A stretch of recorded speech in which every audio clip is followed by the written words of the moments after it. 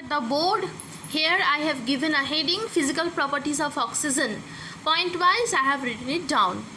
First point says oxygen is a colorless, odorless, tasteless gas at ordinary condition. So what is the meaning of ordinary condition? Ordinary condition means at normal temperature. At normal temperature and normal pressure.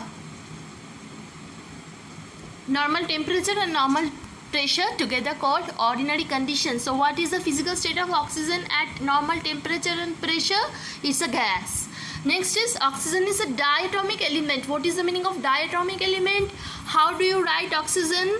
You write O2 to express a molecule of oxygen. In one molecule of oxygen, how many atoms are there? 2 atoms of oxygen are there. That's why it is called a diatomic element. Oxygen is slightly heavier than air, and then oxygen is slightly soluble in water. Oxygen has 3 isotopes. What are the isotopes? O16, O17 and O18. Okay, isotopes you have read in the previous terminal.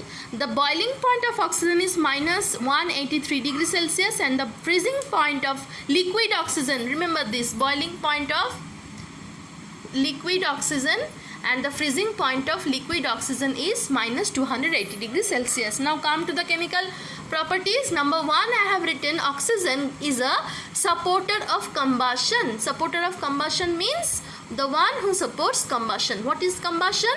Combustion is a chemical process in which heat and light is produced. Heat and light. Okay, I cannot write properly, so don't mind.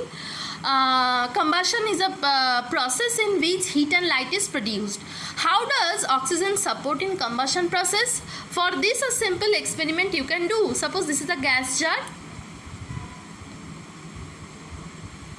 Suppose this is a gas jar. We have taken oxygen in the gas jar, and if you insert a piece of charcoal which is glowing, then what will happen? What is charcoal? Chemical property of charcoal is it is a carbon.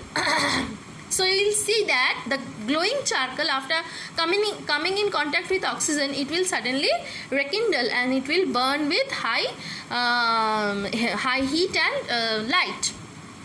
So here what's happening?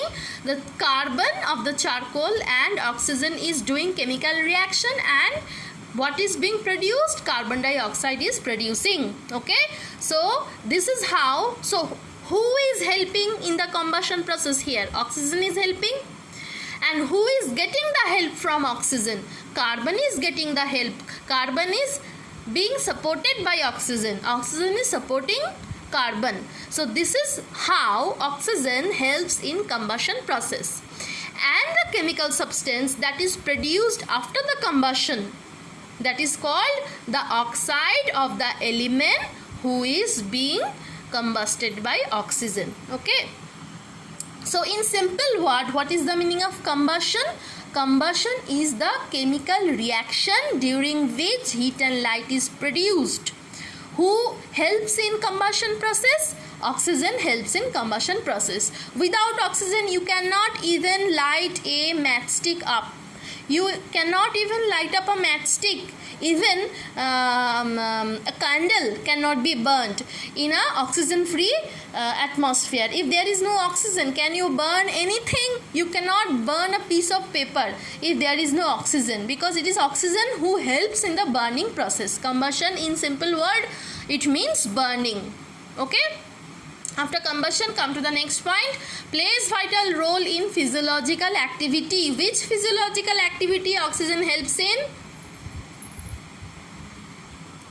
In cellular respiration. Cellular respiration. Okay. So don't think that respiration means breathing. Breathing is the mechanical part of respiration. You are inhaling air and you are expelling air.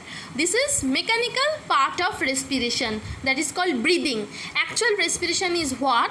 When you are breathing in air, oxygen is coming inside your lungs and your alveoli, the small air sacs, are being filled up with oxygen, and alveoli are covered with blood capillaries. Here a gaseous exchange takes place. oxygen from the alveoli, oxygen molecules from the alveoli enters into the bloodstream of the blood capillaries, and carbon dioxide from the blood capillaries enter into the alveoli, and this is how oxygen molecules are mixed with the bloodstream and transported to every cell of our body, because every living cell of our body wants oxygen. Otherwise, how can they do the cellular respiration? Cellular respiration is nothing but oxidation of glucose, actually oxidation of glucose, because the energy is packed, the energy is closed in glucose. It should be released. After oxidation process, the energy which is stored in the glucose will be released. Okay, so our main target, why do you eat food? The main target of eating food is to get energy, and the energy will come only after the oxidation of glucose is happening. This is called cellular respiration. Next is number C, absorbers of oxygen. This topic I have chosen from your government book. Remember this, in your small book this topic is not there, in government book it is there. 3 examples are given in the government book. Number 1, alkaline potassium pyrogalate solution absorbs oxygen and turns brown. Number 2, they say that ammonium cuprous chloride absorbs oxygen very quickly and turns into blue color. And the third one is that it is important. The third one, it says that some metals like gold, argentum, that is silver, Ag, then Pd, palladium, and Pt, platinum. These metals have the ability to adsorb oxygen. Adsorb, not absorb. Adsorb means oxygen gas at normal or low temperature.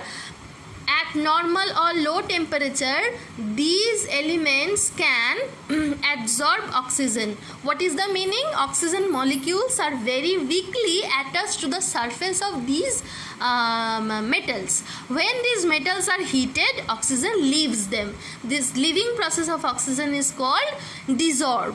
Okay, so that's why we say that these metals can absorb oxygen. The last chemical property of oxygen is formation of oxide. This I have to explain elaborately. Look at the board. Here I have given the heading oxide, because the topic that I am explaining now is oxide. The binary compound forms when an element combines with oxygen is called an oxide. Okay, binary compound. What is the meaning of binary compound? Come to this part. Here what I have written, C plus O2 is equal to CO2, carbon plus oxygen is equal to carbon dioxide, sulfur plus oxygen is equal to sulfur dioxide, magnesium plus oxygen is equal to magnesium oxide, calcium plus oxygen is equal to calcium oxide. So what is common in all of these compounds? Each of these compounds are binary compounds. What is the meaning? Suppose you take the first one. It is a compound. It is made up of how many elements? It is made up of 2 elements. One is carbon, another is oxygen. So as this compound is made up of 2 elements, this compound will be called a binary compound. Same as these 3, same as before. Sulfur and oxygen, 2 elements are making this compound sulfur dioxide, so it is a binary compound. What is the name of the compound? Magnesium oxide. How many elements are present in this compound? 2 elements. One is magnesium, another is oxygen. So it's a binary compound. Calcium oxide is the name of the compound. It is a binary compound. Why? Because here 2 elements are there. One is calcium, another is oxygen. So we can see that whenever an element, it may be metal or it may be non-metal. The first 2 examples are of non-metals and the second 2 examples are of metals. When a metal or non-metal by chemical reaction combines with oxygen, the compound which is formed is called the oxide of that element. Okay, it is an oxide of carbon, so carbon dioxide. It is an oxide of sulfur, so sulfur dioxide. It is an oxide of magnesium, and so on.